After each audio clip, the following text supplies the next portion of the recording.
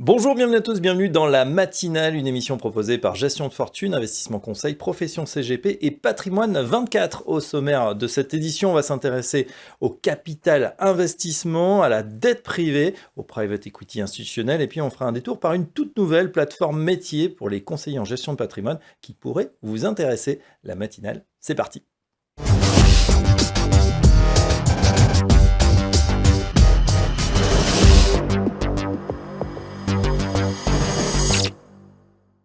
Et tout de suite dans la matinale, on s'intéresse à la dette privée avec notre invité, c'est un expert, Mathieu Lambert. Bonjour. Bonjour Fabrice. Vous êtes directeur général délégué de Vatel Capital. On va s'intéresser justement, je le disais, aux entreprises, comment investir sur leur dette. Mais tout d'abord, un petit mot de Vatel Capital. Oui, écoute, merci pour votre invitation. Donc nous, on s'est créé en 2008, donc ça fait maintenant 16 ans qu'on sévit. Vatel est une société de gestion, donc évidemment agréée à l'AMF. Et on est encore aujourd'hui complètement indépendant, puisque les managers dont je fais partie sont aux manettes au quotidien. Et donc on a Vatel Capital aujourd'hui deux métiers, Oui. deux axes de développement dans la partie gestion d'actifs. Donc un premier qui est historique, qui est le financement et l'accompagnement de dirigeants et de dirigeantes de PME. On pourra redéfinir un petit peu ce que c'est qu'une PME. Et puis un deuxième axe un petit peu plus récent, depuis une grosse dizaine d'années, qu'on appelle chez nous les actifs naturels. Donc chez nous, les actifs naturels, ça prend deux formes, le monde des bois et forêts et le monde des terres agricoles sur lesquelles on est aujourd'hui bien présent. Alors, vous lancez chez Vatel un FCPR, rendement PME. Fort de cette expérience, vous nous le disiez, depuis 16 ans, vous connaissez très bien ce tissu des petites et moyennes entreprises en France. Exactement, donc nous on investit depuis 16 ans en fonds propres, de manière minoritaire, donc on rentre au capital d'entreprise en fonds propres en minoritaire, également dans ce qu'on appelle des quasi-fonds propres, c'est peut-être un tout petit peu moins parlant, ça se traduit par des outils qu'on appelle les obligations dites convertibles en actions, Oui. mais également en dette, via une filiale de financement participatif qui s'appelle Vatel Direct, donc on couvre vraiment tout le spectre des besoins en financement de l'univers des PME plutôt françaises, plutôt matures, hein, c'est ce qui va nous caractériser, mais on n'avait pas encore jusque-là un véhicule qui réunisse l'ensemble de nos savoir-faire en matière de dette, puisque pour l'instant, nos fonds traitaient à la fois l'intégration d'outils fonds propres, quasi-fonds propres d'un côté, sur des fonds divers et variés. On avait une filiale de financement participatif qui traitait la partie dette uniquement de son côté, mais on n'avait pas de véhicule commun qui englobait tout notre savoir-faire en matière de dette, donc obligations convertibles et obligations simples. C'est ce qu'on a fait en créant le FCPR Vatel Rendement PME. Et voilà, c'est chose faite donc avec ce FCPR, rendement PME. Comment justement ça va s'articuler entre, vous nous l'avez dit, les obligations convertibles, l'obligation, peut-être un peu de monétaire? Ouais, donc l'idée c'est de proposer un fonds simple d'accès, simple dans son fonctionnement, qui permet d'avoir une liquidité tous les 15 jours. Donc on n'est pas dans un fonds daté ou un fonds bloqué, on peut prendre le terme que l'on souhaite. Donc à l'intérieur du véhicule, on a 3 grandes poches. Une première poche qui est prégnante puisque c'est un FCPR et donc on doit avoir une partie minimum 50% d'outils d'accès au capital. Donc ça s'appelle les fameuses obligations dites convertibles en actions, les fameux quasi-fonds propres, où là on va monter à 55% en cible dans ce fonds. Donc ça, c'est une première poche. Deuxième poche, ce sont les fameuses obligations simples, où là, on va être à 20%. Donc ça fait un fonds à 75% obligataire en direct. On n'est pas sur du fonds de fonds, c'est vraiment du direct. Et puis à côté, étant donné qu'on promet une liquidité tous les 15 jours, on a une poche cash de 25% qui aujourd'hui est placé sur du monétaire puisque les conditions le permettent. Voilà, donc placement pas bloqué. Pour les clients, justement, on peut investir à partir de combien? Alors on peut investir, donc il y en a deux parts. Une part avec frais de gestion et rétrocession pour les distributeurs. Il faut penser aussi aux distributeurs qui est accessible dès 1 000 €. Donc c'est la part A. Et une part B, accessible en clean share, on appelle ça donc sans rétrocession, où là c'est accessible à partir de 10 000 €. D'accord. Le rendement espéré sur ce type de produit? Donc on est sur un rendement cible à 5 ans de 6% net annualisé, donc ça inclut les frais de gestion. Ouais. Pourquoi c'est intéressant, Mathieu, justement, de diversifier aujourd'hui avec ce type de produit? Oui, alors l'environnement, il a beaucoup évolué depuis 2022 et la très forte et très rapide hausse des taux.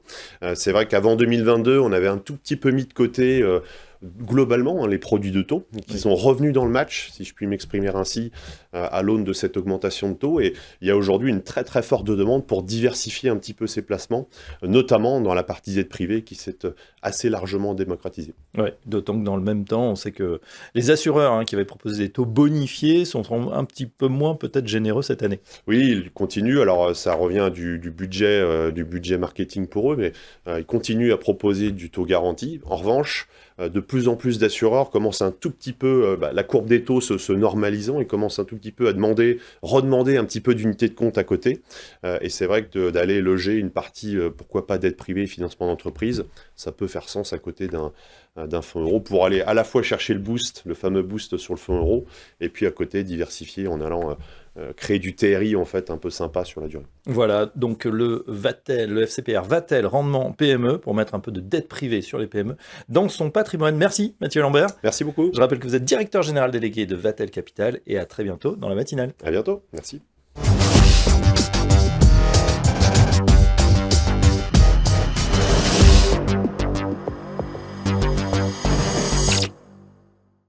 Dans la matinale, on s'intéresse au private equity, le capital investissement. Comment faire? Eh bien, on en parle avec notre expert, notre invité du matin, c'est Sasan Golshani. Bonjour Sasan. Bonjour. Vous êtes directeur du développement chez Pécan. Alors, est-ce que vous pouvez nous présenter Pécan et ensuite on verra comment investir justement sur ce private equity. Pécan est une société de gestion qui dispose d'une plateforme technologique propriétaire et qui permet justement aux professionnels du patrimoine d'accéder à une sélection de solutions d'investissement pour leurs clients. En private equity, mais pas que, parce qu'on va s'intéresser également aux cousins du private equity. Oui. Ça va être l'infrastructure, ça va être le private debt et toutes les autres familles d'investissements qui composent les actifs réels. Oui, alors justement, on en parle de plus en plus de cette diversification. On a l'impression que c'était autrefois réservé aux très grandes fortunes, aux institutionnels. Et là, on voit que ça se diffuse finalement pour tout un chacun. Complètement. Ça fait maintenant 3 ans que l'on développe Pécan. Et aujourd'hui, on voit que cette classe d'actifs est véritablement plébiscitée par les professionnels du patrimoine pour leurs clients, pour une raison simple. C'est que la part de private equity ou d'actifs réels au sens large pour les épargnants français est inférieure à 1%.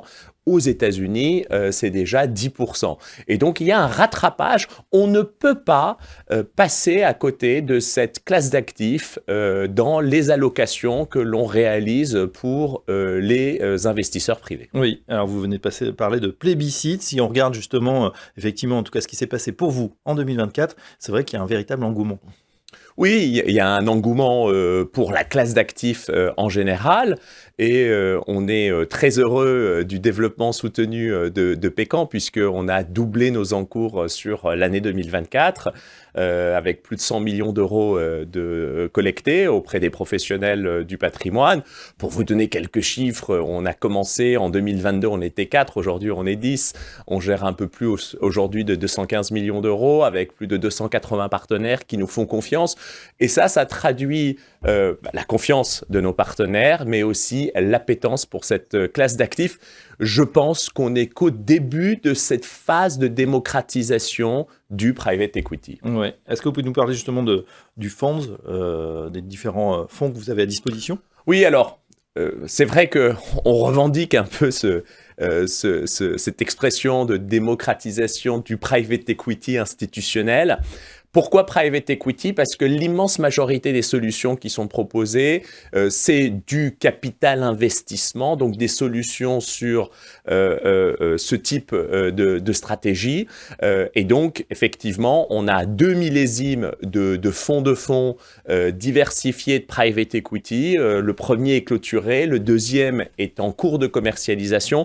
Et il y a toujours un intérêt, d'ailleurs, lorsqu'on arrive à la fin de la période de levée, qui va se clôturer le 30 juin, c'est ce qu'on appelle le late primary. Donc ça a été un succès, c'est un peu notre vitrine, notre savoir-faire, notre capacité de sélection qui est démontrée à l'intérieur de ce programme de fonds. Et puis on a également, et ça c'est une particularité de Pécan, la possibilité de proposer des solutions de type feeder où on vous donne accès à une stratégie en particulier. Et on a eu un succès significatif avec notre dernier feeder en secondaire, avec Bex Fund 5 by Pécan, qui a été plébiscité par les professionnels du patrimoine. Et actuellement, nous avons une solution très originale sur les actifs tech et santé, qui est à la fin de sa période de levée sur un portefeuille largement déployé avec Cadri Capital qui vous permet d'accéder à une sélection de fonds sur la tech et la santé aux États-Unis notamment. Et donc, il y a beaucoup d'intérêt sur cette stratégie. Alors justement, Sasan Golshani, quelles sont les conditions d'accès pour les clients qui nous écoutent, qui nous regardent? Les conditions d'accès dépendent en fait du format juridique du fonds que l'on va proposer. Et chez Pécan, le professionnel du patrimoine peut à la fois accéder à un format de type FCPR, accessible dès 10 000 euros, en appel successif, ouvert aux clients professionnels comme non professionnels, comme je le disais, pour accéder à une sélection de solutions d'investissement en private equity. Donc ça, c'est très accessible. En réalité, on est les seuls à proposer un véhicule de classe institutionnelle adapté aux contraintes des investisseurs privés. Ça, c'est le savoir-faire de Pécan sur notre programme de fonds de fonds. Et puis, notre programme de feeder, qui, comme vous le savez, est sous format FPCI, plutôt pour des investisseurs avertis, c'est-à-dire à partir de 100 000 euros d'investissement, 30 000 euros par dérogation. Et donc, l'idée pour le professionnel du patrimoine, en fonction des besoins de sa clientèle, c'est de pouvoir accéder à cette boîte à outils qui est notre plateforme technologique et pour avoir accès à ces deux types de solutions. Doublement des encours en 2024, perspective pour 2025, on redouble à nouveau? Alors, on va essayer de redoubler, si j'ose dire, mais les objectifs sont ambitieux avec plus de 100 millions d'euros d'actifs à collecter sur l'année 2025 et puis des embauches puisqu'on a commencé, on a été 4, on est 10, on va être 12 d'ici la fin du trimestre avec notamment le renforcement des pôles gestion et du département partenaire pour continuer à accompagner les professionnels du patrimoine.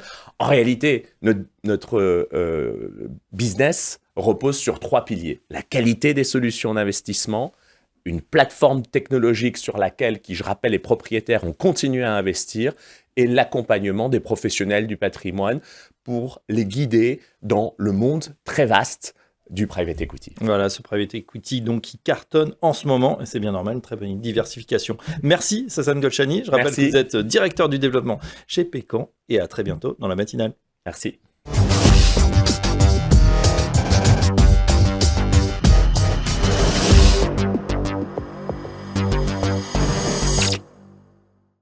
Tout de suite dans la matinale, on s'intéresse à une nouvelle plateforme métier pour les conseillers en gestion de patrimoine avec Wellscom. On accueille Cyprien Delmeul. Bonjour Cyprien.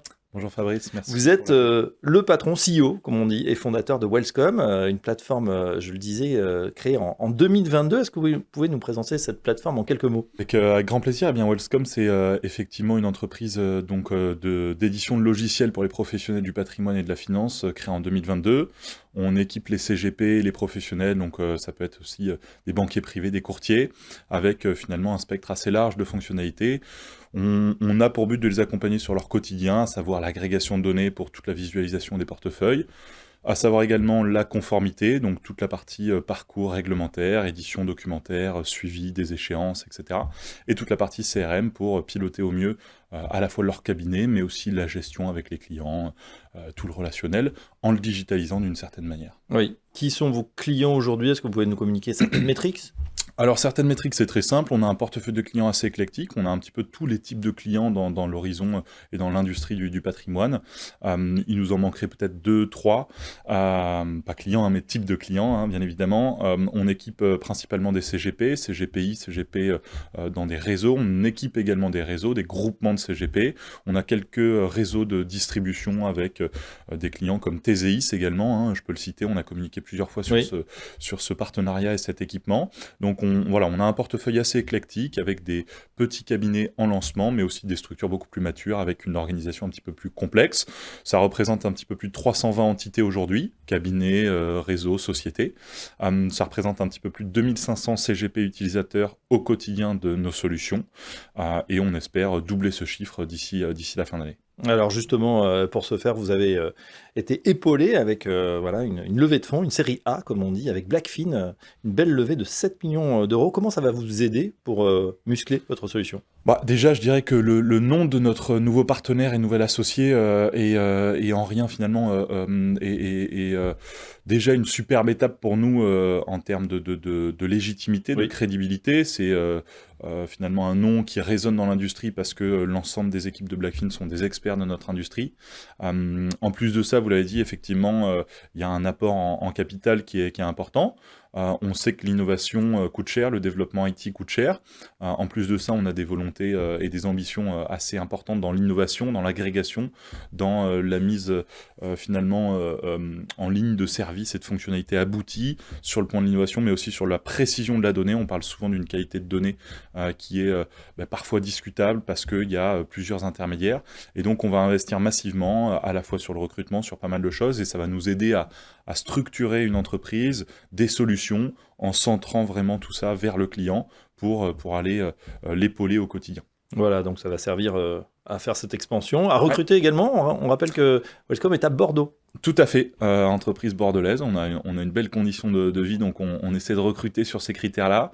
Pas que, évidemment, on a effectivement une grosse année de recrutement, puisqu'on prévoit de plus que doubler les effectifs. On était un petit peu plus de 25 collaborateurs en début d'année, on est déjà 35, et on prévoit d'être un petit peu plus d'une cinquantaine, voire une soixantaine d'ici la fin d'année 2025. C'est une grosse étape pour nous, qui dit recrutement dit aussi difficulté à trouver des bons profils, tant sur le point de vue de l'IT que sur le commerce ou sur l'accompagnement client. C'est d'ailleurs un des gros pôles d'investissement, investir sur l'innovation, mais aussi sur l'accompagnement, sur la formation, parce que la conduite du changement pour un CGP, pour un professionnel, est parfois compliquée. Et donc, il faut vraiment avoir de l'humain qui accompagne le CGP au quotidien. Et donc, ça veut dire recrutement, ça veut dire des personnes pour parler au CGP, pour les aider au quotidien. Donc, voilà, pas mal de choses, mais effectivement, une grosse année de recrutement qui nous attend. Et je pense que Blackfin va aussi nous aider à trouver les bons profils. Voilà, en tout cas, le message est passé pour ceux qui s'intéressent. Donc, profil IT ou profil chef de projet conduite du changement, ça peut être intéressant de rejoindre les équipes de Wellscome. Merci Cyprien Delmotte. Je rappelle que vous êtes le patron fondateur de Wellscome et à très bientôt dans la matinale. Merci beaucoup, à bientôt.